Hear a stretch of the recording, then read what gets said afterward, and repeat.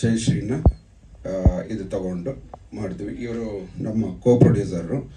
ಇವ್ರಿಗೂ ಲಾಸ್ಟಲ್ಲಿ ಬೇಕು ಅಂತ ಹೇಳಿ ಬೇಕು ಅಂತ ಮಾಡ್ಕೊಂಡಿದ್ದೀವಿ ಅಷ್ಟೇ. ಇನ್ನೇನು ಎಲ್ಲರೂ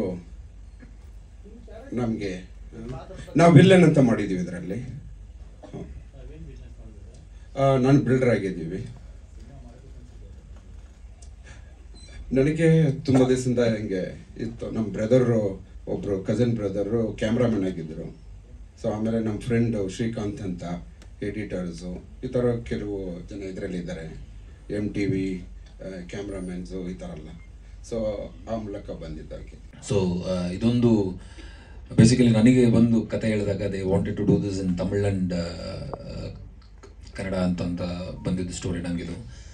ಸೊ ಅಕಾರ್ಡಿಂಗ್ ಟು ನನಗಿರೋ ನಾಲೆಜಲ್ಲಿ ನಾನು ಹೇಳ್ತಾ ಇದ್ದೀನಿ. ನಾನು I am trying to collect what the discussion, ಏನೇನು ಡಿಸ್ಕಷನ್ ಆಯ್ತು ನಮ್ಮದು ಮಧ್ಯದಲ್ಲಿ ಅಂತ ಹೋದಾಗ ಅಲ್ಲಿ ಬಿಗ್ ಬಾಸ್ ವಿನ್ನರ್ನ ಹಾಕೊಂಡು ಮಾಡಬೇಕು ಅನ್ನೋ ಬಿಟ್ಸ್ ಈ ಥರ ಬರ್ತಿದ್ದಾಗ ನನಗೆ ಅವಕಾಶ ಬಂದಾಗ, ಸೊ ನನಗೆ ಒಂದು ಅವಕಾಶ ಅಂತ ಅನ್ಕೊಂಡು, ಬಿಕಾಸ್ ತಮಿಳಲ್ಲಿ ಈ ಸಿನಿಮಾ ಬರುತ್ತೆ ಅಂತಂದಾಗ ಖುಷಿಯಾಗಿ ನಾವು ಎಕ್ಸ್ಪೆಕ್ಟ್ ಮಾಡ್ಕೊಂಡಿದ್ದೆ ಸಿನಿಮಾ ಇದಾಗಿತ್ತು. ಸೊ ಈಗ ಕನ್ನಡದಲ್ಲಿ ರಿಲೀಸ್ ಆಗ್ತಾ ಇದೆ. ಸೊ ಫಸ್ಟ್ ಆಫ್ ಆಲ್ ಇದು ನನಗೆ ಕನ್ನಡದಲ್ಲಿ 3ನೇ ಸಿನಿಮಾ ಅಂತ ಅನ್ಬೋದು. ಶುಗರ್ ಫ್ಯಾಕ್ಟ್ರಿಯಲ್ಲಿ ಒಂದು ಕೆಮಿಯೋ ರೋಲ್ ಆಗಿ ಮಾಡಿದ್ದೆ. ಮೆಹಬೂಬಾ ಅನ್ನೋ ಒಂದು ಸಿನಿಮಾ ಲಾಸ್ಟ್ ಇಯರ್ ರಿಲೀಸ್ ಮಾಡಿದ್ವಿ. ಸೊ ಈಗ ಪ್ರೇಮಿಗಳ ಗಮನಕ್ಕೆ ಇದು 3ನೇ ಸಿನಿಮಾ ಆಗಿರುತ್ತೆ.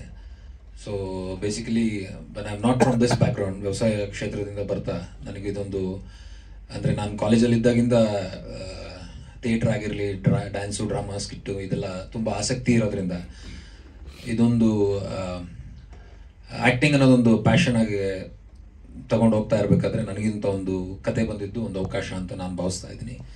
So so thank you. ಒಂದೇ ಮನೆಯಲ್ಲಿ ವಾಸ ಆಗಿರ್ತೀವಿ, ನಾನು ಹೀರೋಯಿನ್ ಆಗಿರಲಿ. ಸೊ ಈ ಜನ್ರೇಷನಲ್ಲಿ ಏನೇನು ನಡೆಯುತ್ತೆ ಅನ್ನೋದ್ರ ಬಗ್ಗೆ ಒಂದು ಬೋಲ್ಡ್ ಲಿವಿಂಗ್ ಟುಗೆದರ್ ಕ್ಯಾರೆಕ್ಟರ್ಗಳಲ್ಲಿದ್ದಾಗ ಏನೆಲ್ಲ ಒಂದು ಮನೆಯಲ್ಲಿ ಇದ್ದಾಗ, ಒಂದು ಲಾಕ್ಡೌನ್ ಆದಾಗ ಹೆಂಗೆ ಸಿಚುವೇಶನ್ಸ್ ಬರ್ತವೆ, ಅವ್ರು ಏನೇನು ಫೇಸ್ ಮಾಡ್ತಾರೆ, ಹೊರಗಡೆ ಬರಬೇಕು ಅಂತಂದಾಗ ಏನು ತೊಂದರೆಗಳಾಗ್ತವೆ, ಪ್ರತಿ ಸಾರಿ ಹೊರಗಡೆ ಬರಬೇಕು ಅಂತಂದಾಗ ಏನೋ ಒಂದು ಒಂದು ಒಂದು ಕಾಂಪ್ಲಿಕೇಶನ್ ಶುರುವಾಗ್ತಾ ಇರುತ್ತೆ. ಸೊ ಆ ನಿಟ್ಟಿನಲ್ಲಿ ನಡೆಯುವಂಥ ಪಾತ್ರ ಸರ್ ಇದು. ನಮಸ್ಕಾರ. ನಾನು ಫಸ್ಟ್ಲಿ ಪ್ರೊಡ್ಯೂಸರ್ ಹಾಗೂ ಡೈರೆಕ್ಟರ್ಗೆ ಥ್ಯಾಂಕ್ ಯು ಹೇಳ್ತೇನೆ ನನಗೆ ಒಂದು ಆಪರ್ಚುನಿಟಿ ಕೊಟ್ಟಿದ್ದಕ್ಕೆ. ನನ್ನ ಕ್ಯಾರೆಕ್ಟರ್ ಹೆಸರು ದರ್ಶಿನಿ ಅಂತ, IT ಕೆಲಸ ಮಾಡೋ ಹುಡುಗಿ.